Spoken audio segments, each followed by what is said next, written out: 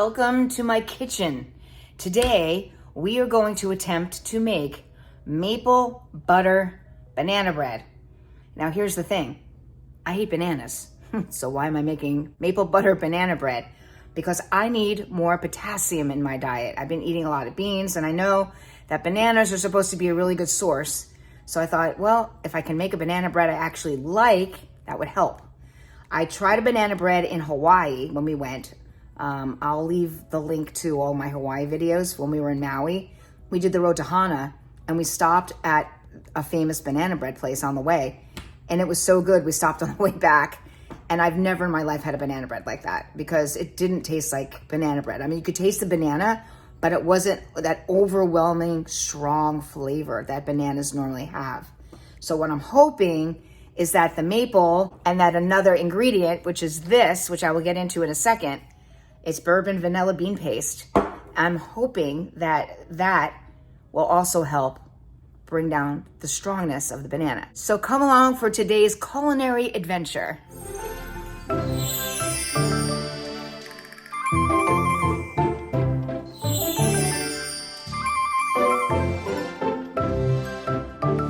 All right, first of all, we're going to go over the ingredients.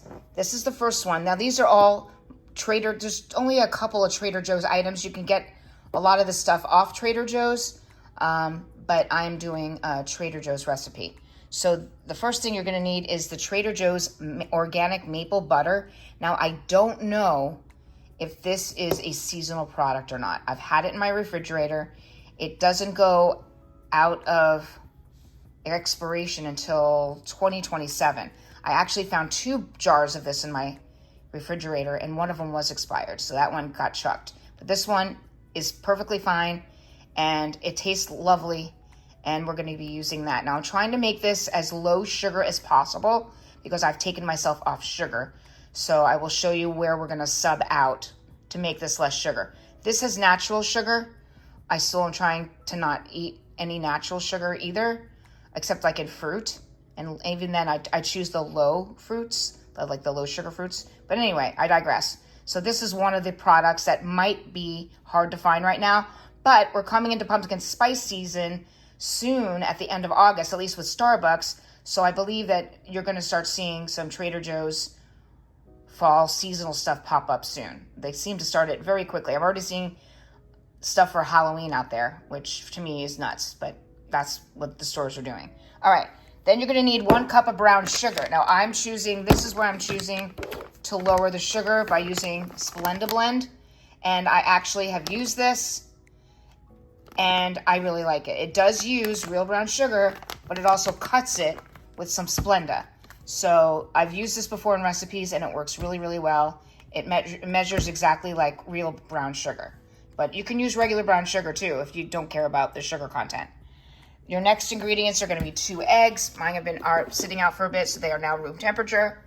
The other thing you're going to need is a 1/4 cup of milk. We don't really drink regular milk here anymore, so I'm just going to use the unsweetened vanilla. Again, maybe adding a little bit more vanilla into the recipe. So I have this one, and I also have the one from Trader Joe's. I actually like this one better, but Trader Joe's is a good 30 minutes each way for me with traffic. So on the times I can't get down to Trader Joe's, I go with the Publix brand, which is, if you live in Florida, you know Publix, or in the Southeast. It's a Southeast grocery store here in Florida. The next thing we need is 1 teaspoon of this bourbon vanilla bean paste. This is in the baking aisle of Trader Joe's. I was just there the other day and I had no problem finding this. And this does have a little sugar in it. But I figured since we're probably not using any more than 1 teaspoon in an entire recipe, it's really not going to be that sugary. It also has concentrated vanilla extract in it and vanilla bean seeds. So it looks pretty good. So we'll have to see how that works out. Then the next thing we need are the bananas. And I have 3 of them. And they have to be ripe. Flour, that's what's in this right here. 2 cups of all-purpose flour. I don't use the self-rising. I always use all-purpose for my recipes. Then we'll need a teaspoon of cinnamon, which I have here. And then you're going to need 1 teaspoon of pumpkin pie spice. Now, I did go and I did look for pumpkin pie spice. at Trader Joe's. They do not have it yet. It is seasonal. And the last bit I had to throw away because it went bad. So I found another one I had in our cabinet that I put into this jar. I know it's that was the whole packet, and this is the only last jar I could find. So you can make your own pumpkin spice mix. You have to look for the recipe online, but basically it's going to be ginger and cinnamon and nutmeg and allspice and I believe cloves. So if you go online, you could find the recipe for it. I believe it's like a teaspoon of everything, and you can make it as much of it or as little of it as you want. But I'm just going to go with what I found from Spice World and keep using this until I'm out.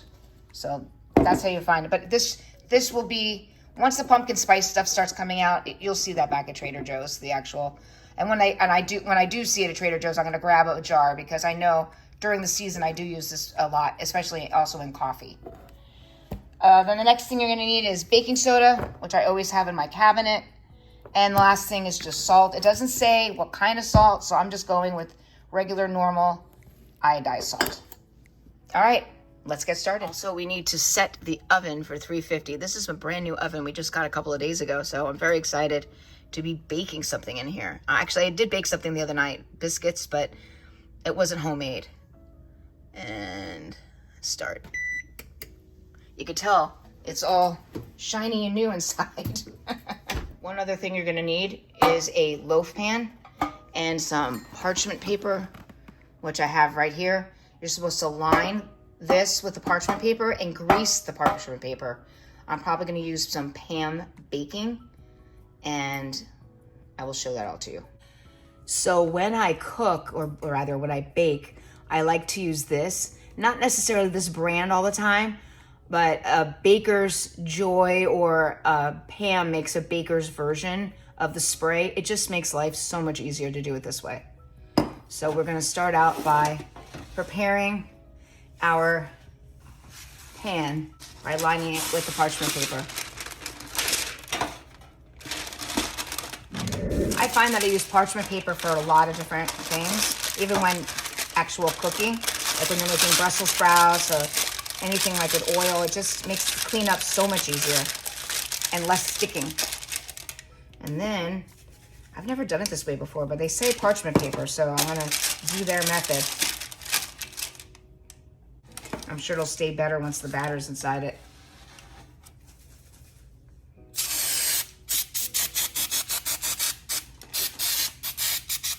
Make sure you get your sides too. And I don't like to use a crazy amount, just enough to make it so it's, you know, greased. All right, we're gonna put this to the side and start out with the first part of the recipe, which is to mash the 3 bananas mash them until they're smooth. I've never mashed a banana, I don't think, because I don't like bananas so much. So this is going to be interesting. And I'm assuming you're supposed to cut the brown out of the banana because I think it looks disgusting. So I'm going to do that. This banana has some brown in it, and I will take care of that as soon as I get a knife. In the meantime, I can, yeah. There's a second banana. I'm glad I didn't wait any longer for these bananas. This one has some brown on it too. Not as much as the other one though. And are you supposed to take this part off? Again, I don't eat bananas. It's crazy, right? But I'm taking these little stringy things off because I don't know what the hell they are. And the last one, yeah, see there, this one's a little brown also. I mean, bananas don't smell bad to me. I like the smell of bananas. I just don't like the super strong flavor of bananas. So I'm gonna go get a knife and cut those other parts out.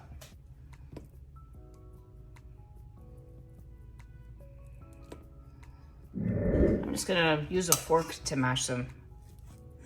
Oh wait, you know what? Hold on a second. I think maybe I'll try this. I'll try this masher. It's for potatoes, but it looks like it might do a good job of mashing this as well.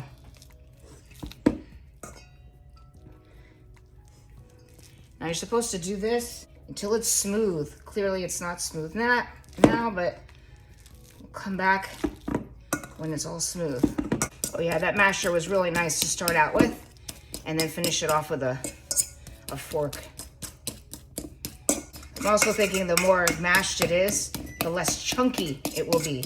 I do not want chunks. So I'm going to make sure that this is as smooth as I can get it. And it's quite the workout. All right, that looks pretty good to me. The next step is to whisk the eggs into the bananas. So we're gonna get rid of the fork. And here we go with our 2 eggs. We got 1. We got 2. And we're gonna, oh wait, I got a shell. Don't want that. And we're going to whisk this bad boy, or these bad boys, into here.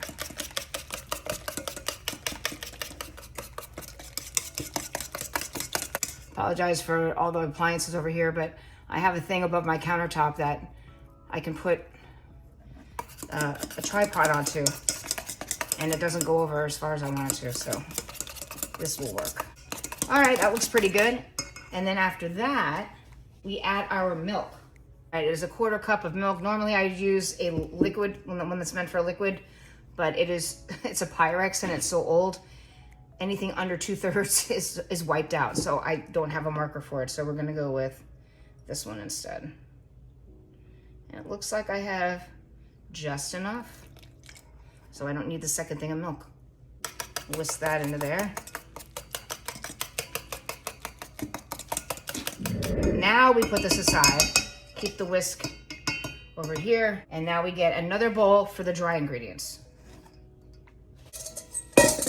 For our dry ingredients, we start out with 2 cups of flour. I love keeping my flour in this bin instead of how I used to keep it just in the bag. It just makes it so much easier. Also, I like to use the back of a butter knife to make sure that let me show you what I'm doing.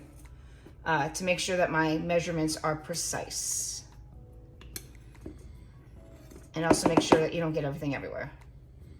There's 1.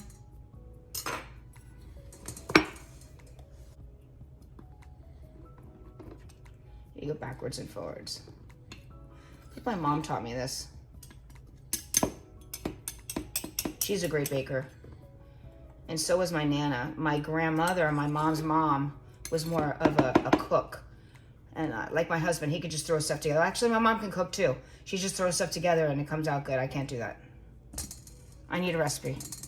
Next is 1 cup of the brown sugar. Now it does not say whether or not you should pack it. Normally with brown sugar, you do. So I think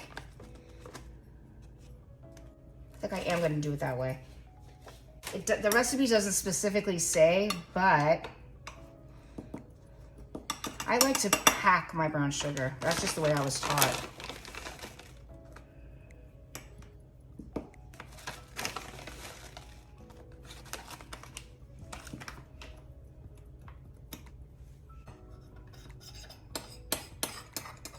This should be fine because I did pack it. All right, so here is our cup of brown sugar. All right, next we're going to use our maple butter. We need 3 teaspoons, but we need to mix this up because basically all this is spreadable maple syrup and all of it divides. I want to stir it up to make sure that it all combines.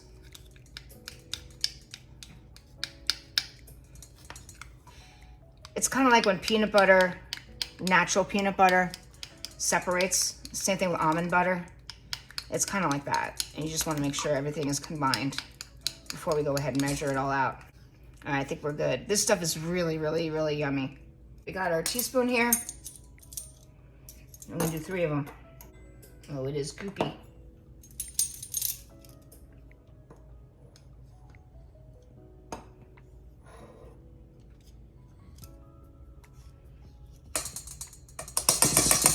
It's gonna be like pouring honey.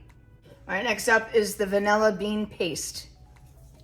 And I have not opened the, oh wow, look. Oh, it smells really, really, really good. Stronger than a vanilla extract. I'm gonna take another knife and stir it up. Just because, no, it doesn't really need to be. It's a total liquid. It's not separated or anything. I wanna taste it though. Oh, it's really good. I love vanilla. It's not alcohol-y like a regular vanilla extract. It's got more depth to it. So I'm really looking forward to how this makes the recipe better. I'm sure it will. So we need a teaspoon of that.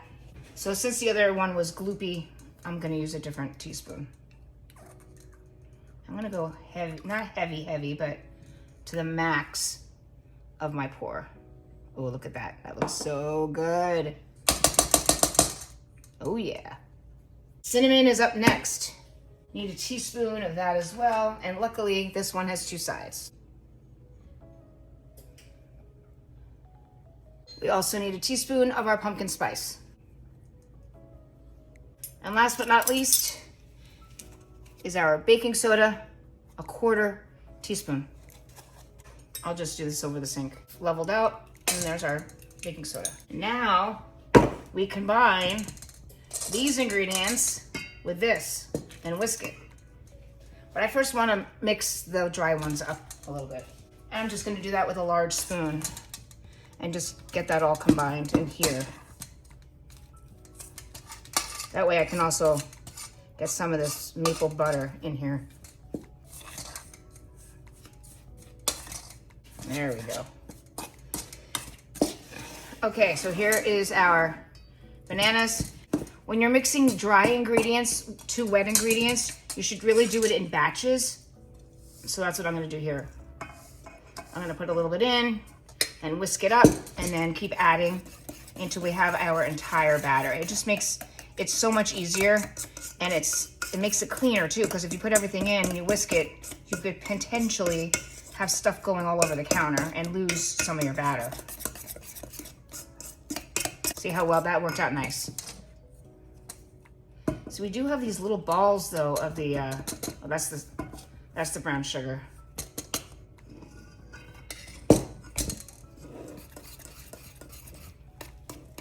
That should resolve itself once we mix everything in here.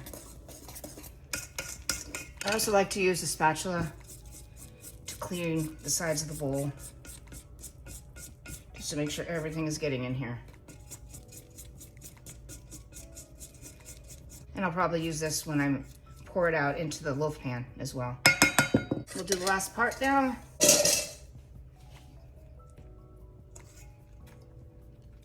I wonder if my bananas were big enough.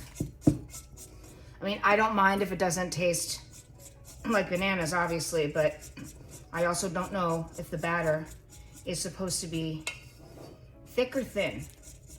I have never made banana bread before, so I don't know what the consistency is supposed to be. If you've ever made banana bread before, leave a comment below and let me know if banana bread batter is typically thin or thick. This is definitely giving me thin. I'm sorry. This is definitely giving me thick. I'm gonna taste it.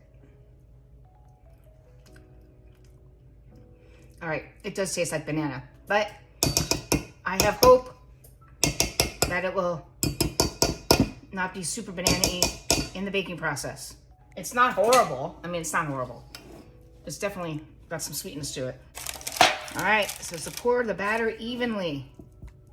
We can always even it out once it gets in here. I would definitely like to get some glass mixing bowls with spouts on them so that when you pour batter, it's easier to pour. All right, here we go.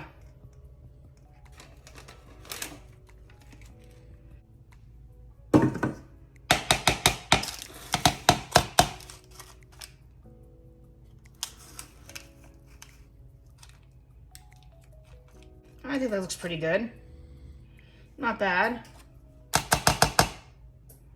All right, this is what I'm going to be putting into the oven. All right, now I will clean my kitchen while I wait the 50 minutes for this to beep and check it. with a toothpick. I used to have a thing from Pampered Chef where it was a long stick and you just stick it in stuff, and I don't know what happened to it. So worst case scenario, I use a toothpick.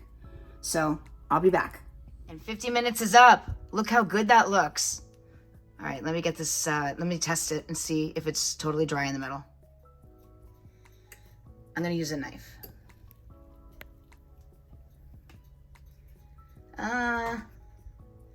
Might be a little, I'm gonna put it in for like maybe 2 more minutes. I will say it smells delicious. So I'm just gonna wait 2 more minutes. I put the knife in twice. The first time it looked dry, but then when I moved over a little bit into the more of the middle, that's when it looks a little wet, and I don't want it wet. So I think 2 minutes should do the trick. It turns out that this new oven seems to, it seems to be cooking in the middle. Not like if you're given like 50 to 60 minutes, I think 55 minutes on this oven is going to be what it wants. I cooked biscuits yesterday and I took it out at the very earliest and it was kind of doughy inside. So I definitely should have given it at least the half. So now it's just a learning curve because it's a new oven. All right, got a minute left. All right, I'm going to take it out and test it. Oh, look at that. It smells so good. I really hope I like this. All right, we're gonna stick it here. I mean, I don't want it to get too, the crust looks perfect. It does look a little mushy in spots though. You know, I don't know.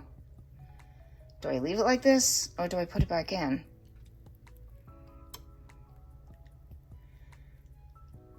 I think I'm gonna put it back in for 2 more minutes. All right, I changed my mind and I actually put it in for 3 more minutes because that would give me the 55 mark out of the 50 to 60 that it calls for. I think this might be it. All right, here we go. Directly in the middle. It's still showing wet.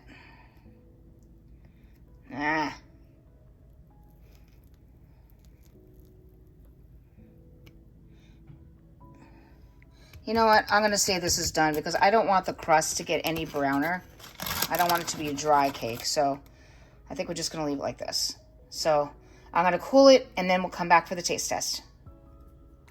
All right. It is the moment of truth.